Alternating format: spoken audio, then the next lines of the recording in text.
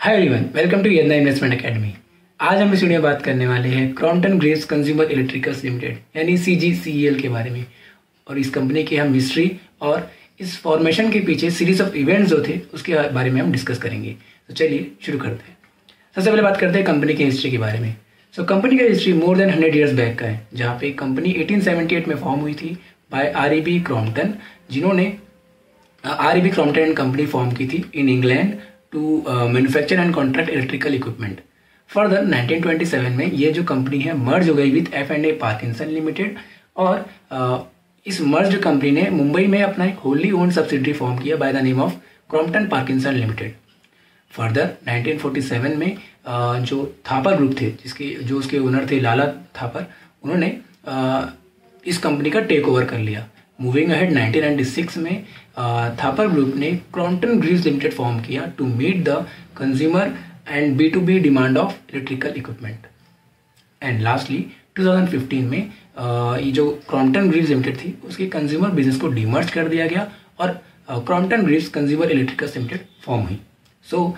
ये था कंपनी का हिस्ट्री। अब हम जानेंगे कि ये जो कंपनी डीमर्ज हुई, जो Crompton Greaves consumer electricals limited है, उसके डीमर्ज होने के पीछे जो सीरीज ऑफ इवेंट्स है वो क्यों डीमर्ज हुई उसके बारे में हम जानेंगे। तो इसके पीछे कारण है जो प्रमोटर ग्रुप है यानी अवंता ग्रुप फॉर्म किया गया था by the successor of Lala Thapar. Basically जो अवंता ग्रुप है उनके काफ़ी एम्बिशियस एक्सपेंशन प्लान थे, जो कि driven by the dept. Heavy डेप्ट होने की वजह से और गलत डिसीजंस और पुअर एक्विजिशंस होने की वजह से जो अवंता ग्रुप की जो कंपनी थी वो शैटर्ड होते चली गई।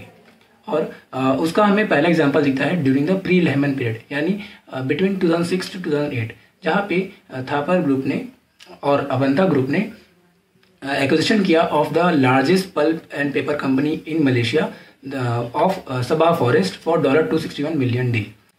बेसिकली ग्रुप ने अपने पेपर वेंचर के लिए इस मलेशिया के पेपर कंपनी को एक्विजिशन किया था। उनका ये उम्मीद था कि जो ये पेपर इंपोर्ट करेंगे वो मलेशिया से चीपर पड़ेगा, but on the longer term horizon वो ऐसा साबित नहीं हुआ, और ये जो डील थी वो एक one of the poor deal थी for the company. Moving ahead उन्होंने ऐसे कई सारे एक्विजिशंस किए जिससे ग्रुप की जो बैलेंस शीट थी वो थिन होती चली गई।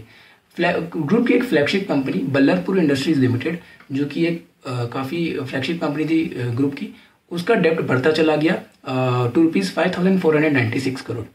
और लेटर ऑन इन 2017 RBI ने इसका जो मैनेजमेंट कंट्रोल था ऑफ बल्लरपुर इंडस्ट्रीज लिमिटेड वो लेंडर के हाथ में दे दिया as a part of strategic डेप्ट रीस्ट्रक्चरिंग। एंड सिर्फ इतना ही जो ग्रुप है उन्होंने पावर सेक्टर में भी वेंचर किया था, और उन्होंने 600 मेगावाट का थर्मल पावर प्लांट सेटअप किया था इन छत्तीसगढ़।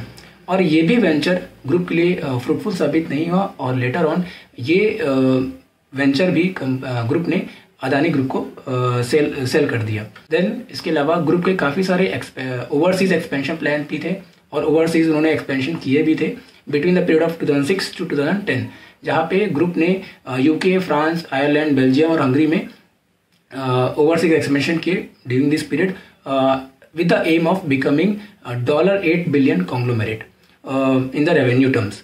बट स्टार्टिंग में तो इनिशियल फेज में ये जो ओवरसीज एक्सपेंशन थे वो काफ़ी ज़्यादा अच्छे साबित हुए, जहाँ पे ये जो ओवरसीज बिजनेस थे वो ओवरऑल ग्रुप की 50% ऑफ द रेवेन्यू को कंट्रीब्यूट कर रहे थे।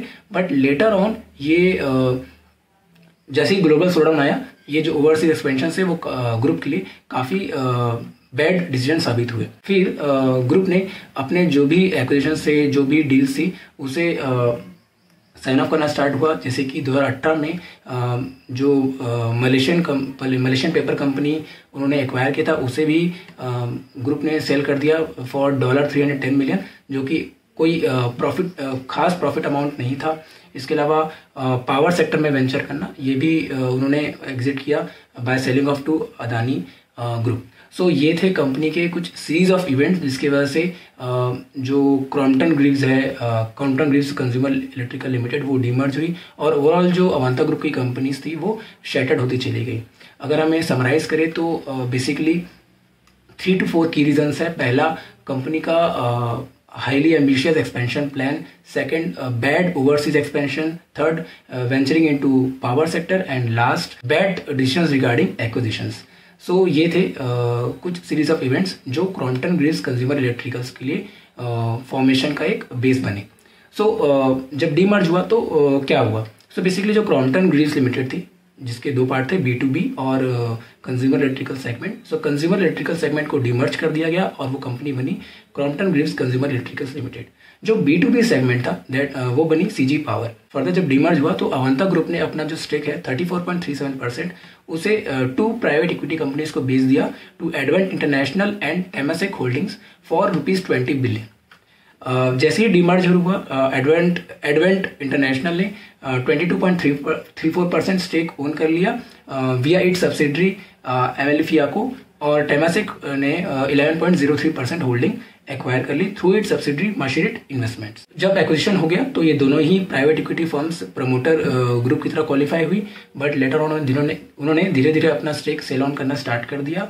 और Q2 FY23 में जो ग्रुप जो कंपनी के जो लास्ट प्रमोटर ग्रुप थी जैसे कि मार्शरिट इन्वेस्टमेंट, उन्होंने अपना 2.5% जो स्टेक था, बचा हुआ 2.5% स्टेक था, उसे पब्लिक क्लासिफिकेशन के अंदर क्लासिफाई कर दिया. सो इस प्रकार से Crompton Greaves consumer electrical limited form हुई. ऑन अ बॉटम नोट, जो Crompton Greaves consumer electrical limited है वो एक इंस्टीट्यूशनल इन्वेस्टर द्वारा रन की जाने वाली कंपनी है, और ये एक प्रमोटर रन कंपनी नहीं है, और ये one of the few company है इन द इंडियन मार्केट जो कि प्रमोटर द्वारा रन की नहीं जाती है. So ये था video on how Crompton Greaves consumer electrical limited formed, what was its history and what were the series of events which led to its formation. I hope आपको ये वीडियो पसंद आया होगा. If you would like the video, stay connected with Invest Yadna. Thank you.